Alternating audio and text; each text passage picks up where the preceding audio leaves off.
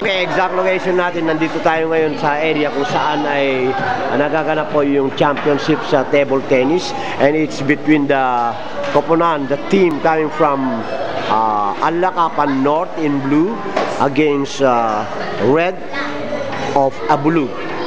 So 1-1 is our score, and it's now the deciding game.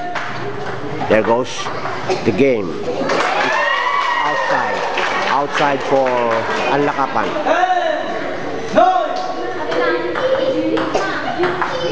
Okay, and they are in control of the ball. Nice setback. It's outside.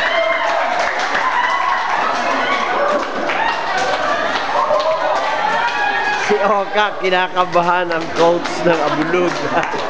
Okay, it's a fight lang. Ayan tuloy po ang ating championship. It's Abulug laban sa Alakapan North in the table tennis boys division. One ball for Alakapan North.